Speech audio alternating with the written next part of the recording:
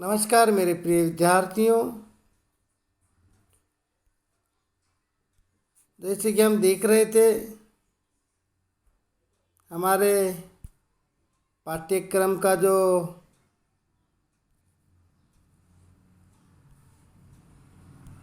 पांचवी कविता है दोस्तों, गुरुबानी।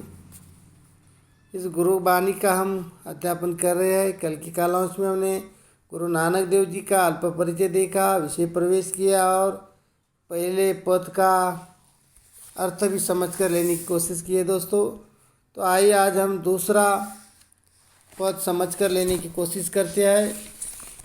दूसरा पद देखो दोस्तों, तो पढ़ता हूँ, पेज नंबर 24 पर देखिए। जली मोह घसी मसी करी, मति कागद करी सारू। मति कागद करी सारू। भाई कलम करी चित्तू लेखारी। भाई कलम करी चित्तू लेखारी, गुरु पूछी लिखु बिचारी। लिखु नाम सालाह लिखु अंत न पारावार। तो देखिए दोस्तों, पहले इन कठिन शब्दों के अर्थ देखो। जली यानी जलना। जली मोह घसी मसी यानी स्याही। तो पेन की स्याही होती है ना, उसके लिए शब्द आया है। मति यानी बुद्धि। मति कागज करी सारू यानी समझ लेना या अच्छाइया। भाई कलम करी चित्तू यानी चित्त। भाई यानी प्रेम भाव। भाई यानी प्रेम भाव। लेखारी यानी लेखक के लिए यहाँ पे शब्द है, देखो। गुरु पूछी लिखो, पूछी यानी पूछकर, लिखो यानी लिखना, बिचारी यानी सोच समझ कर। लिखो नाम सालाह यानी ईश्वर के लिए। लिखो अंत न पारावार यानी जिसके लिए कोई सीमा नहीं होना। तो देखिए दोस्तों, यहाँ पे जो दूसरा पद है, दूसरे पद में कवि गुरु नानक देव जी कहते हैं कि मोह को जलाकर, मनुष्य के मन में जो मोह लालच होता है, उस मोह लालच को जलाकर उसे घीस कर उसकी क्या बनाओ? शाही बनाओ। जो कलम की जो शाही होती है, हमारे अंदर जो मोह होता है, उस मोह को पत्थर के ऊपर घीस कर उससे शाही बनाओ। और बुद्धि को क्या करो? एक श्रेष्ठ कागज समझो। हमारे मनुष्य के अंदर जो बुद्धि होती है, मनुष्य को जो ईश्वर से प्राप्त हुई है बुद्धि, उस बुद्धि को क्या करो? एक कागज समझो। प्रेम भाव की कलम से क्या करो? कलम बनाओ। प्रेम भाव की कलम बनाओ और चित्त को लेखक और गुरु से पूछकर लिखो। चित्त, हमारे मन में जो चित्त होता है, उस चित्त को लेखक बनाओ और गुरु से पूछकर, गुरु पूछी लिखो बिचारी। गुरु से पूछकर सोच समझकर लिखो। क्या लिखो? नाम की स्तुति, ईश्वर नाम स्मरण की स्तुति। और यह भी लिखो कि उस प्रभु का न कोई अंत है और न ही कोई उस प्रभु को सीमा है। लिखो नाम सालाह लिखो अंत न पारावार। ऐसे प्रभु का कोई सीमा नहीं है, कोई पारावार नहीं है। ऐसे विशाल महान हृदय वाले भगवान के बारे में, ईश्वर के बारे में तुम लिखो। ऐसा संत गुरु नानक देव जी यहाँ पे विचार व्यक्त करते हैं। तीसरी दोहा उनका पद देखिए दोस्तों। मन रे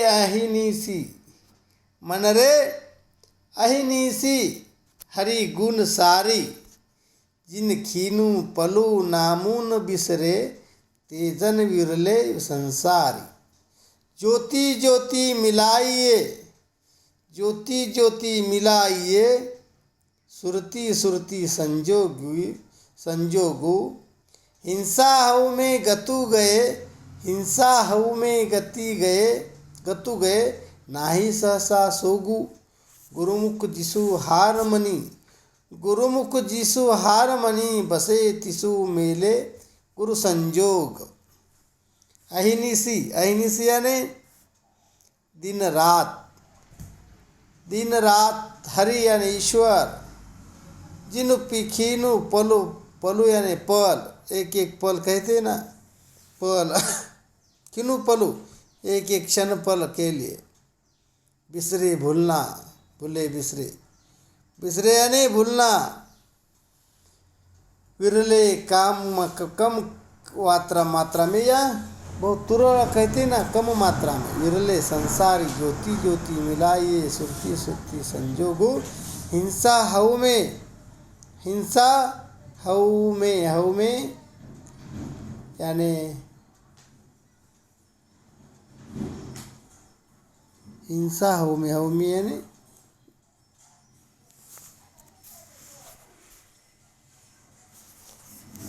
हिंसा हऊ में,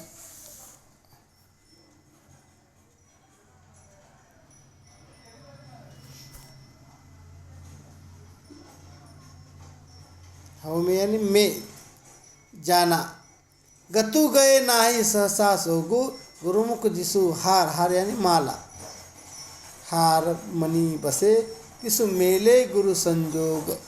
तो देखिए ये जो तीसरा पद है, तीसरे पद में ईश्वर प्राप्ति का मार्ग समझाने की कोशिश की है गुरु नानक देव जी ने। ईश्वर की प्राप्ति को किस प्रकार से प्राप्त किया जा सकता है, किस प्रकार से ईश्वर के पास जा सकते हैं, इसका वर्णन गुरु नानक देव जी ने यहाँ पे किया है। तो देखिए ये समझ कर लेते समय, हे मन, हे मन तू दिन रात भगवान के गुणों का स्मरण कर। हे मन, मन रे अहिनिसी हरि गुण सारी। हे मन तू दिन रात भगवान के गुणों का स्मरण कर, जिन्हें एक क्षण के लिए भी नहीं भूलना चाहिए, जिन्हें एक क्षण के लिए भी नहीं भूलता। संसार में ऐसे लोग बहुत ही कम मात्रा में मिलते हैं, बहुत ही विरले होते हैं। जिन खीनु पलु नाम न बिसरे, तेजन विरले संसार। संसार में ऐसे लोग बहुत ही कम मात्रा में मिलते हैं, तो बहुत ही कम होते हैं। अपना ध्यान उसी में लगाओ, अपना ध्यान उसी में लगाओ और उसकी ज्योति से तुम भी प्रकाशित हो जाओ। ज्योति ज्योति मिलाइए, सुरति सुरति संजोगु। अपना ध्यान उसी में लगाओ और ज्योति से तुम भी जो प्रकाशित हो जाओ। जब तक तुझ में अहम भाव, जब तक तुझ में अहम भाव, हऊ में मैं, जब तक तुझ में अहम भाव या मैं, मेरा, मेरी की भावना रहेगी, तब तक तुझे प्रभु के दर्शन नहीं मिल सकते। हिंसा हऊ में गतु गए नाही सहसा सोगु। गुरुमुख जिसु हार मनी, बसे तिसु मेले गुरु संजोग। जब तक मनुष्य के अंदर अहम होता है, मैं होता है, मेरा होता है, मेरी होती है, मैं की भावना जब तक रहेगी तब तक तुझे प्रभु के दर्शन नहीं मिल सकते। और जिसने हृदय में भगवान के नाम की माला पहन ली है, गुरुमुख जिसु हार मनी, बसे तिसु मेले गुरु संजोगु। और जिसने अपने हृदयों में भगवान के नाम की माला पहन लिया है, उसे ही प्रभु के दर्शन होते हैं, उसी को भगवान ईश्वर की प्राप्ति होती है। दोस्तों, इस प्रकार से यहाँ पे ये जो तीसरा पद है, ये तीसरा पद समाप्त होता है। आप चौथा पद देखिए, चौथा पद कौन सा है? तेरी गति मिति तू ही तेरी गति मिति तू ही जाने।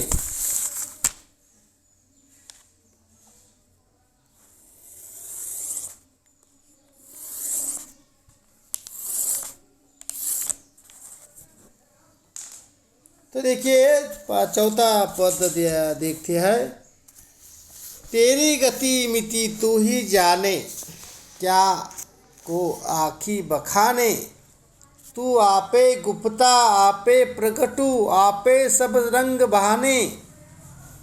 साधक सिद्ध गुरु बहु चेले साधक सिद्ध गुरु बहु चेले खोजत फिरही फरमाने।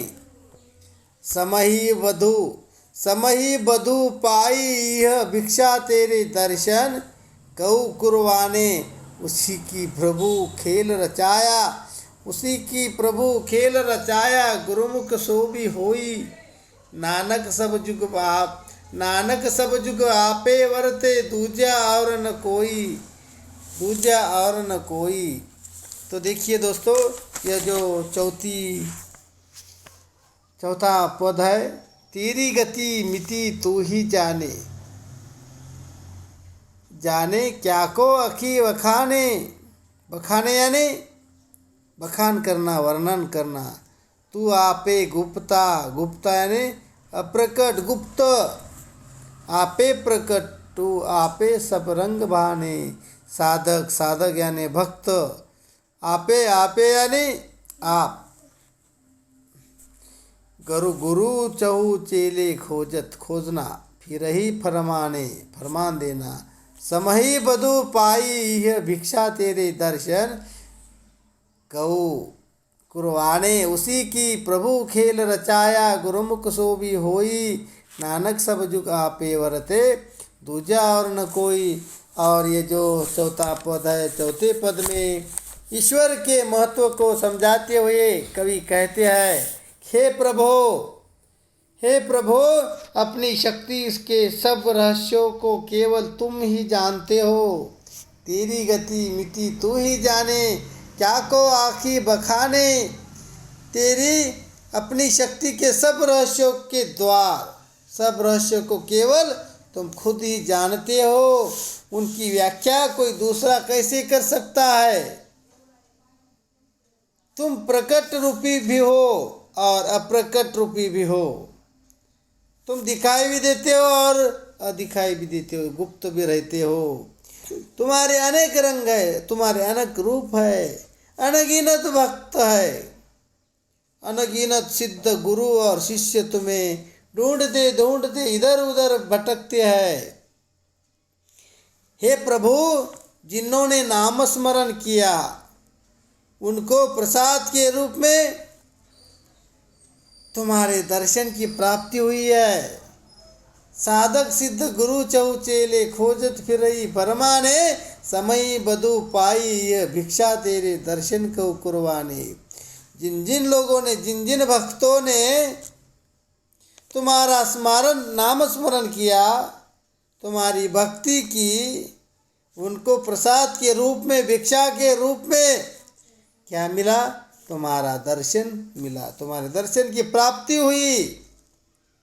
तुम्हारे इसी संसार के खेल को केवल कोई गुरुमुख ही समझ सकता है। उसी की प्रभु खेल रचाया, गुरुमुख सो भी होई नानक सब जुग आपे वरते। दूजा और न कोई। और तुम्हारे इसी संसार के खेल को, तुम्हारे इसी रूप को केवल कोई गुरुमुख ही समझ सकता है। तुम्हारे इस संसार में तुम्हें युग युग में विद्यमान रहते हो और कोई नहीं। तुम ही युग युग से विद्यमान हो, दूसरा कोई नहीं है। और इस प्रकार से चौथे पद का भावार्थ निकलता है दोस्तों। और यहाँ पे जो अंतिम और पांचवा पद है उसकी ओर आते हैं। गगन में काल रविचंद दीपक बने, गगन में काल रविचंद दीपक बने। तारका मंडल जनकी मोती, धूप मलया नील पवनु चवरो करे। धूप मलया नील पवनु चमरो करे सकल वनराई कुलंत ज्योति। कैसी आरती कोई भव खंडना, कैसी आरती कोई भव खंडना, तोरी आरती अनाहत शब्द बाजत भेरी, अनाहत शब्द बाजत भेरी। भेरी यानी नगाड़ा, ढोल, बड़ा ढोल। गगन में काल रविचंद्र दीपक बने, तारका मंडल मोती, तारका मंडल जनक मोती। रविचंद्र, रविचंद्र यानी सूर्य या चंद्रमा के लिए यह शब्द आया है। तारका मंडल, तारका मंडल यानी तारक, तो तारका मंडल जनक मोती। धूप, धूप यानी गुग्गुल। धूप मलयानिल पवनो चवरो, चवरो शुभ समय, चावरो यानी चवर यानी शुभ समय में किए शुरू किया हुआ कार्य। सकल संपूर्ण, सकल यानी संपूर्ण। वनराई वन संपदा कुलवंत ज्योति। कैसी आरती होई भवखंडना, तोरी आरती अनाहत शब्द बाजत भेरी। भेरी यानी नगाड़ा, अनाहत शब्द यानी योगियों को सुनाई देने वाली आंतरिक ध्वनि। तो देखिए इस यह जो पांचवा पद है, इस पांचवें पद में कर्मकांड और बाह्याडंबर का विरोध करते हुए गुरु नानक देव जी कह रहे हैं, हे पंडित, हे पंडित हे पंडित, संसार में दिन रात आरती हो रही है। गगन में काल रविचंद्र दीपक बने, तारका मंडल जनक मोती। हे प्रभु, हे पंडित, संसार में दिन रात आरती हो रही है। आकाश की थाली में देखो, आकाश की थाली में, आकाश को पूरे संपूर्ण आकाश मंडल को क्या क्या थाली की उपमा दी है। आकाश की थाली में सूर्य और चांद के दीपक जल रहे हैं। रविचंद्र दीपक बने, सूर्य और चंद्र के दीपक बनकर जल रहे हैं और हजारों तारे सितारे मोती बने हुए हैं। और ये जो तारक का है, तारे सिता है, उनको तारे सितारों को मोतियों की उपमा दी है दोस्तों। हजारों तारे सितारे मोती बनकर चमक रहे हैं। मलय, मलय यानी पर्वत। धूप मलयानिल, मलय यानी पर्वत की ओर खुशबूदार हवा का धूप महक रहा है। मलय की ओर से खुशबूदार हवा का झोंका क्या हो रहा है, महक रहा है। वायु चंवर से, वायु चंवर से यानी वायु शुभ समय से, शुभ समय पर हवा कर रही है और जंगल के सभी वृक्ष फूल चढ़ा रहे हैं। जंगल के सभी वृक्ष फूल चढ़ा रहे हैं। हे मनुष्य, हे मनुष्य, इस महान आरती के होते हुए तेरी आरती की क्या आवश्यकता है? तेरी आरती की क्या आवश्यकता है? क्या महत्व है तुम्हारी आरती का? अर्थात भगवान की अगले असली आरती तो मन से होती है। भगवान की असली आरती तो मन से उतारी जाती है और श्रद्धा ही भक्त की सबसे बड़ी भेंट है। जिसके मन में श्रद्धा नहीं है उसे भगवान प्राप्त हो सकते हैं क्या? नहीं, श्रद्धा ही भक्त की सबसे बड़ी भेंट है। फिर आप लोग थालियों में ये थोड़े थोड़े फल फूल लेकर मूर्ति पर क्यों चढ़ाते हो? थाली में थोड़े थोड़े फल फूल लेकर मूर्ति पर क्यों चढ़ाया करते हो? क्या उसके पास थालियों की कोई कमी है? अरे आकाश ही उसका नीलम थाल है। अरे आकाश ही उसका नीलम थाल है और सूर्य और चंद्रमा की ओर देखो, वे भगवान की आरती में रखे हुए दीपक है। वे भगवान की आरती में रखे हुए दीपक है। ये तारे ही उसके मोती है और हवा उसे दिन रात चंवर झुला रही है। दिन रात उसे चंवर झुला रही है। इस प्रकार से ये 5वां पद यहाँ पे समाप्त होता है और ये सारे के सारे पद गुरु ग्रंथ साहिब इस ग्रंथावली से ली गई है दोस्तों। और हम यहाँ पे रुकते हैं और मुझे आशा है कि ये 5वीं कविता आपको अच्छी तरह से समझ में आई होगी। अगर किसी को यह कविता समझ में नहीं आई है तो आप मुझसे संपर्क कर सकते हैं। और आज हम यहाँ पे रुकते हैं। धन्यवाद।